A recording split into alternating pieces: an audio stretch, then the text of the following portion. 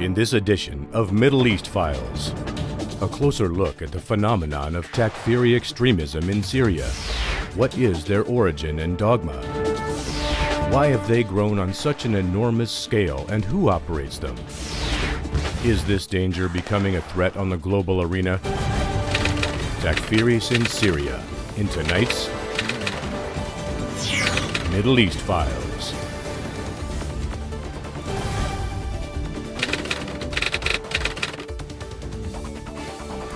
Hello, welcome to this episode of Middle East Files. I'm your host, Lamis Karut.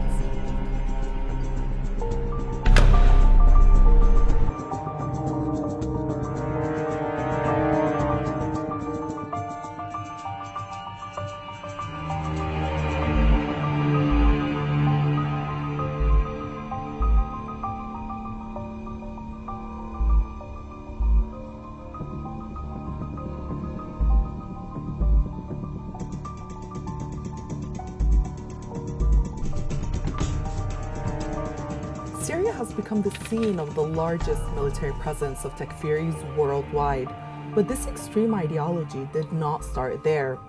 In fact, Wahhabi-style terrorism has an ideology that dates back, and its effects have been nothing but chaotic. Let's take a look back at the history of Takfiris and how it originated.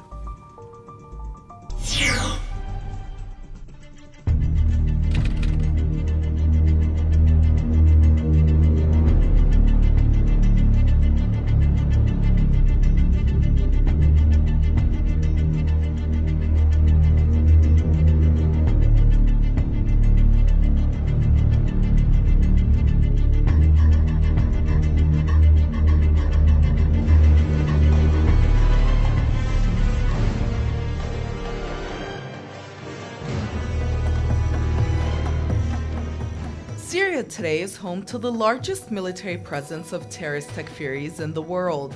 But before heading to Syria to carry out their war against the Syrian government, Takfiri groups had a history of terrorism that spanned the globe. Their origins came from the Wahhabi school of thought, one of the most strict and reactionary cults attributing itself to Islam. It is the official and dominant belief in Saudi Arabia. Wahhabism and Saudi Arabia's ruling House of Saud have been intimately and permanently intertwined since their births. Wahhabism created the Saudi monarchy, and the House of Saud spread Wahhabism. One could not have existed without the other. Although Muhammad ibn Abdul Wahhab is considered to be the father of Wahhabism, it was actually the British who initially impregnated him with the ideas of Wahhabism and made him its leaders for their own sinister purposes, to destroy Islam and the Muslim Ottoman Empire. The intricate details of this intriguing British conspiracy are to be found in the memoirs of its master spy, titled Confessions of a British Spy, where it mentions that, quote, while in Basra, Iraq, young Ibn Abdul Wahhab fell under the influence and control of a British undercover spy, nicknamed Mr. Hemfer, who was one of the many spies sent by London to Muslim lands in order to destabilize the Ottoman Empire and create conflicts amongst Muslims. Al-Qaeda, a major offshoot of Wahhabism, grew to prominence in Afghanistan in the 1980s under the leadership of Osama bin Laden and was funded and supported by the United States. With the start of the Syrian crisis in 2011, the emergence of extremist armed insurgents quickly plunged the country into a civil war. Al-Qaeda-linked militias popped up in various parts of the country. Today, three major extremist groups or coalitions dominate the armed insurgency against the Syrian government. Al-Nusra Front and the Islamic State in Iraq and the Levant are two of these groups with direct links to Al-Qaeda. With open routes into Syria for supplies and foreign fighters from Chechnya through Turkey in the north and from the Arab Peninsula through western Iraq, these two strived on funding from individuals and governments of Arab countries in the Persian Gulf region. The Syrian Islamic Front, on the other hand, is the coalition of mostly Syrian Salafi groups that were labeled as moderate by the United States despite them sharing many of the stated goals of Al-Nusra and the ISIL. Notably, though, these militants operating near the Israeli-occupied Golan Heights receive arms and medical service from the Zionist military. In fact, one cannot ignore that Israel has never been on the agenda of Takfiris as an enemy, and it's hard to recall any instance that tells otherwise. During the current events, we notice Takfiris label the Syrian government, Iran, and Hezbollah as their foes. Exactly those that Israel considers its true enemies. Israeli Prime Minister Benjamin Netanyahu was seen checking up on the injured Takfiris in an Israeli hospital in the occupied Golan Heights. In February of 2014, Israel bombed the Lebanese town of Nebi Shit near the Syrian border. These latest incidents are just another indication that Israel's helping these Takfiris against the axis of resistance in the region.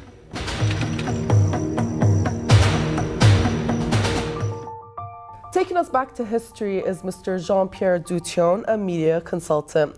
Hello, Mr. Jean-Pierre, and thank you so much for being with us on Middle East Files. Hello. Our pleasure, of course. Mr. Pierre, I'd like to begin, actually, if you could link in Takfirism and Wahhabism, please. You know, I will tell you something. These two philosophies, they are exactly the same at a certain point. That means they deny to the other the right to exist, because they keep saying and thinking that they have the truth. They are the real Islam. So that means all the rest are fake. So if they are fake, they are like kafir. That means they are not like a part of the community, of the Islam community. So both of them, they are collaborating in a certain way. What is the origin of this ideology? I mean, some sources say it actually started off with this British spy named Mr. Hemfer, who actually implemented this kind of ideology. What can you tell us about this? I will tell you something. The real boom for Takfirism was Al-Qaeda. Al-Qaeda is definitely the big shot for them. Al-Qaeda, it means the basis, the foundation. It was the name of a training camp in Afghanistan. So after a while, the name stayed. When Osama bin Laden gave an interview in 2001, he talked about it. He said at the beginning it was only a training camp, and it became an organization named Al-Qaeda. So Al-Qaeda started in 1988, and it was during the war in Afghanistan against the Soviet Union, and it was mainly sponsored by American. Definitely. So then what's the United States, Britain, what are they gaining by actually forming such an extreme group like Al-Qaeda and now supporting the Takfiris in Syria and everything else that's happening in the region? They are doing in Syria exactly the same things they were doing in Afghanistan. That means, because Syria for them means nothing. You have to be very clear about it. The real target is Iran. So they cannot attack directly Iran because it's too big for them. But you have this small country called Syria. That means you can make a proxy war. So of course, the people they are founding, because most of the cash you find, I was in Syria 3 months ago, and I spent 7 years there. I will tell you something. Most of the people you have on the ground, they get their cash not from the US and from the West, but from Saudi Arabia and Qatar. So they are making a proxy war without spending a single penny. Also at the same time, you noted Iran being here the main target. So this makes sense because we're actually seeing maybe these Takfiris and Israel working hand in hand. And recently we just saw Israeli Prime Minister Benjamin Netanyahu going to the hospital to check up on these injured Takfiris and whatnot. How does this go all hand in hand here? I will tell you something. When you are facing an enemy, every single one who is going to help you, you will definitely make sure you will be safe and you will be okay and you will collaborate with him because you need him. It's not a deal about okay, we are working together because we believe the same thing. They don't believe the same thing, but they have the same enemy. The enemy is Iran.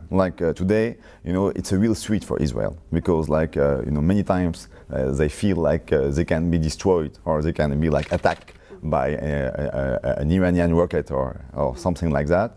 And at the same time, you have the Takfirism and the Wahhabism on the ground, they are fighting every single sect, which is not at the end of the day Sunni. So of course they are fighting Shia and they are fighting Alawite, who are the best partners of Iran. So at the end of the day, that's why they are working together, because they have the same target, to defeat Iran.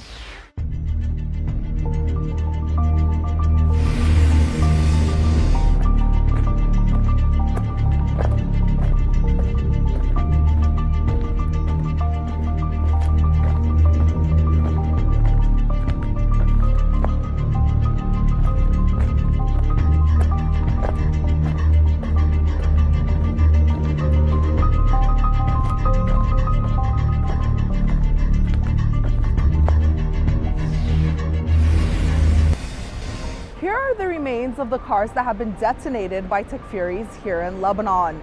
It's become a trend Takfiris are using to kill innocent civilians, not just here in Lebanon, but in other regional countries. Al-Qaeda offshoots such as the Nusra Front and the Islamic State of Iraq and the Levant, who were quick to claim responsibility for such attack, originally got their support from 4 border areas surrounding Syria. Our second file will show you a clear view into who's who on the ground in Syria.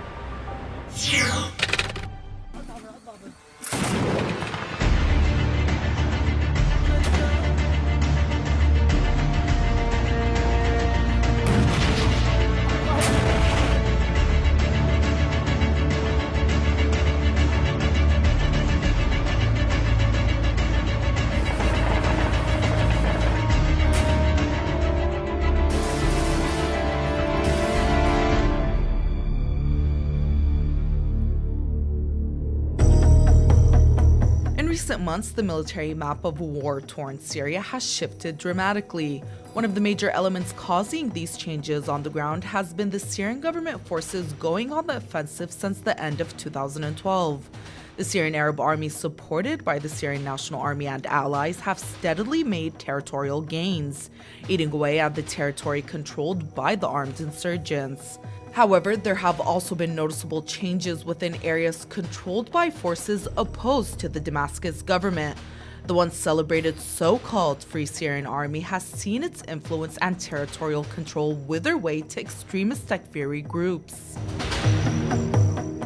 In the early days of the armed insurgency, extremist groups fighting against President Bashar al-Assad's troops were getting support from 4 different areas. From the north, Turkey opened its border to and supported the idea of establishing a Syrian Benghazi in North Syria. This is in reference to the Libyan city where NATO-backed militants set up their base to launch attacks on the Libyan capital that ended with the ouster and lynching of Colonel Gaddafi. The Northern Storm Brigade and other so-called Free Syrian Army brigades that controlled northern border towns for the better part of 2 years saw their reign end at the hands of the Islamic State of Iraq and the Levant, which crushed Free Syrian Army battalions in the fall of 2013. To the east, where the Iraqi border provides the insurgency lifeline, the city of Raqqa was and continues to be the only province center to fall under insurgent control. The Free Syrian Army was hoping to use Raqqa as a model of what Syria under its rule would look like. But the model city also had fallen under the control of the Islamic State of Iraq and the Levant. ISIL established an extreme form of what they described as strict so-called Sharia that saw the worst kind of abuses against religious minorities in the mixed city and even against Syrian opposition members. Areas in central Syria were supplied by arms and militants through northern Lebanon, while the city and province of Homs were sites of early insurgencies by factions that would later form the Syrian Islamic Front. The successful military operation of Syrian government forces supported by allies in the Qusayr region on the border with Lebanon in May of 2013 rooted the groups out of the area. The only remaining pocket of insurgency on the Lebanese border is in the Qalamun Mountains, where the Islamic Front is joined by Al-Nusra as the main players on territory that is dwindling day by day with Syrian army advances. The Southern Front through the Jordanian border has provided a steady influx of fighters for Al-Nusra Front, which continues to have a strong presence south of the Syrian capital, mainly around the city of Daraa.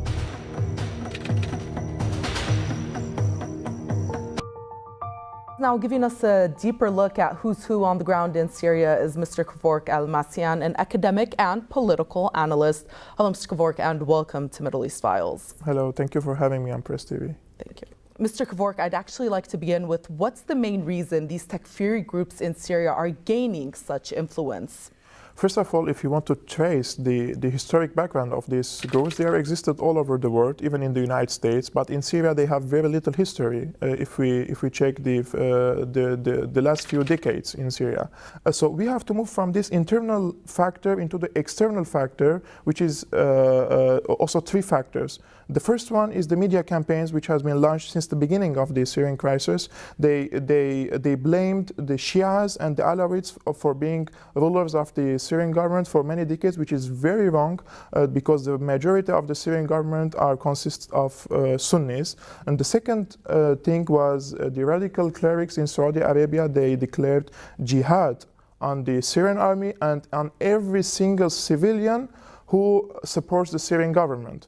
And the third thing is the influx of the jihadis from all over the world, from Saudi Arabia, from Afghanistan, from Chechnya, Tunisia, Egypt. So actually, these Takfiri groups, I mean, what's the main agenda they are trying to follow here?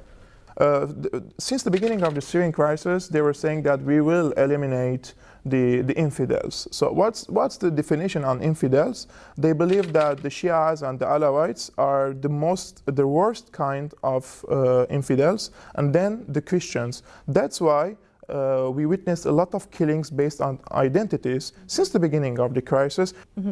And who's sponsoring this extreme ideology, Mr. Kavor? We all know that the major financier, supporter, and who gives the political cover for them is Saudi Arabia in the region. They did in Iraq after the invasion and the spread of Takfirism, and now in Syria. Saudi Arabia is not only like giving them political cover. No, the foreign minister of Saudi Arabia, they said it is our duty to give these people weapons. And most of the emirs, they call themselves emirs, or when they control certain areas in Syria, they are Saudis. Mm-hmm. So these people, they came from Saudi Arabia. Mm-hmm, correct. At the same time, we are seeing these Takfiri groups able to manage key areas in Syria, such as the Iraqi border and the Turkish border. How so? How so is that, Mr. Kavor? They want to control the border areas in order to control the influx of, or the transfer of weapons into Syria. We have to remember that, for example, Daesh or the Islamic State in Iraq and the Levant, they fought against the Free Syrian Army on the borders of Turkey in order to control Bab al-Hawa crossroad, because most of the weapons that had come from the United States of America to the so-called Free Syrian Army was in Bab al-Hawa checkpoint.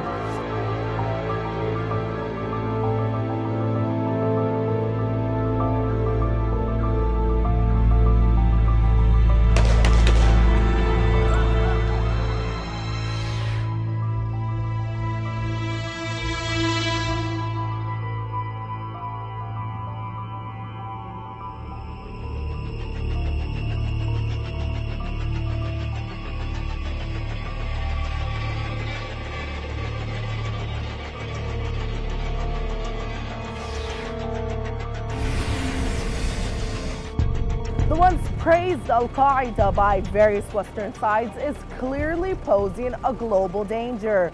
The Iranian Cultural Center in Beirut was just an example. Twin bomb attacks took place here that left several of people dead.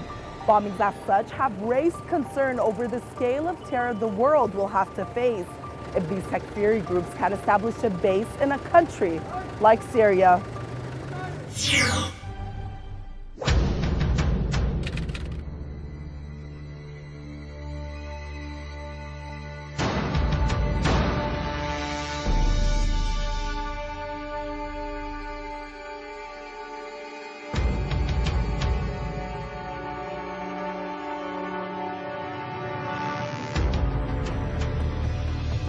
While the United States and the West celebrated the Mujahideen's victory against the Soviet forces in Afghanistan in the 1980s, the dangers of having a safe haven for extremist elements were ignored. Al-Qaeda was then born and flourished under the rule of the Taliban in Afghanistan. These elements with the same Takfiri ideology later emerged in Iraq and Syria, and again they continued to metastasize with the blessings of the West. The dangers of these extremist factions are showing more and more with every passing day in Syria. Anyone who believes differ from these groups faces persecution, jail, torture, and death. These reports of public executions and beheadings have become regular news stories coming in from Takfiri-controlled areas in Syria.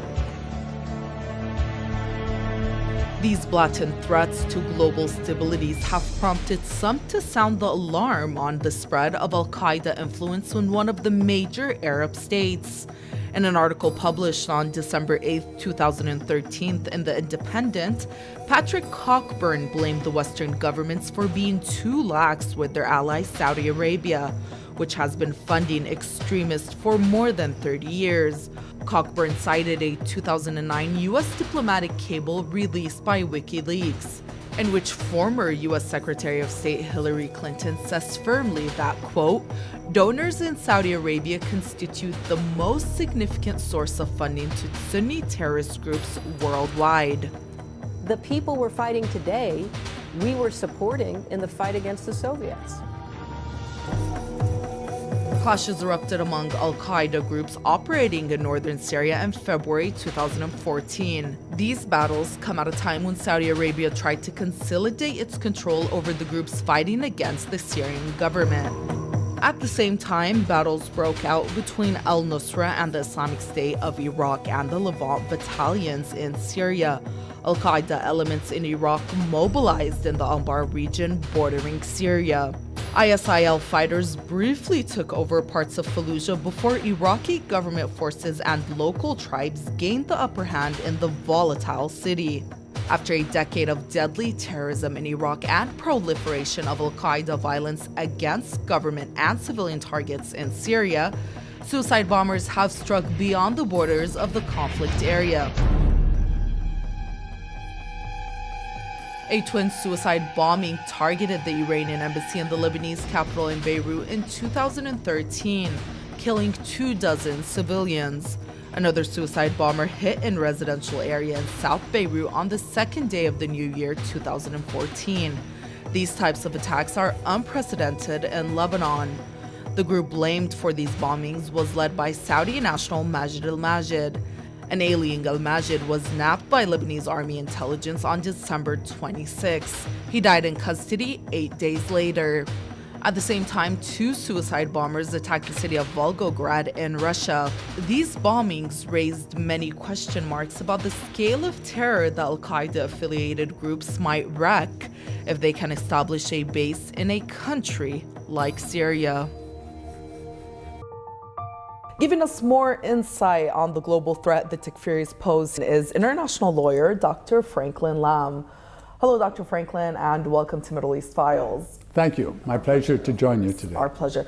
Dr. Franklin, I want to begin with the question of what kind of threat, global threat that is, do these Takfiris pose if they would be able to take over a major country like Syria? Yes. Well, it's certainly true that there's deep and broadening global concern of what they might do. Say, for example, they set up a caliphate, or the Islamic groups in Syria want to establish a Islamic state. That base would be enormously powerful for the reason that it would inspire other jihadists to join. Syria has become the target. Syria is the magnet. It's drawing in these forces, and they came from Iraq, and numbers have come from others, including Libya in large numbers. Mm-hmm. And then why is the West as well maybe ignoring the fact that Saudi Arabia continues to fund these militants, considering what kind of threat these militants are posing on the global arena as well? Initially, nearly 3 years ago, the West was very happy to have the help of Saudi Arabia and Qatar, who have since on this issue kind of fallen apart. Because they wanted regime change. That was the whole idea. And also, as things deteriorated for the project of regime change, when it became more clear that it wasn't going to happen in a matter of days, remember Obama said, it won't be weeks, it'll be days. Well, now it's years. With respect to Saudi Arabia, we haven't broken relations with Saudi Arabia at all. It's just being adjusted. And we want the West wants Saudi Arabia to keep funding, but fund moderates. and select them. But that's very hard to do because a moderate today may be, quote, an extremist tomorrow. At the same time, Western nations are funding these militants, supporting them, giving them their blessings, etc. Who can really crack down on these Takfiris other than Syrian President Bashar al-Assad himself, actually? Well, that's a good point. The way you crack down on them is what? Cut the funding. But if you can't cut the funding, and you see the Americans now being prepared to rearm them, the Saudis are going to give them man pads to shoot down aircraft. You've made the correct point that the only way to stop them is by cutting the funding or allowing and supporting the Assad regime to finish the job with the army, continuing the progress that they've made in several fronts. You know, around Homs, around Kalamun, around East Ghouta and the southwest. So many analysts believe that that's why the West seems to have changed its position with the regime change. They're not calling for it. Remember at Geneva, there wasn't much talk about it after a day or two. I think the West acknowledges that if there's going to be regime change, it's going to be through the decision of the Syrian people, and it's not going to happen right away. Because there is this dilemma. Is it Al-Qaeda or is it Assad?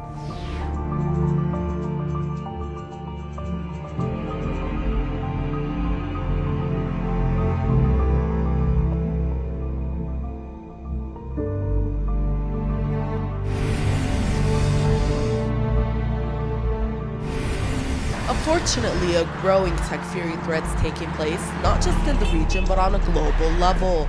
With Al-Qaeda offshoots carrying out attacks in almost every country in the region, a vague future is left hanging with many uncertain what to expect next. The only thing that's clear for now is that the region seems to be heading to an unknown destination. Thanks so much for watching this episode of Middle East Files. Until next time, goodbye.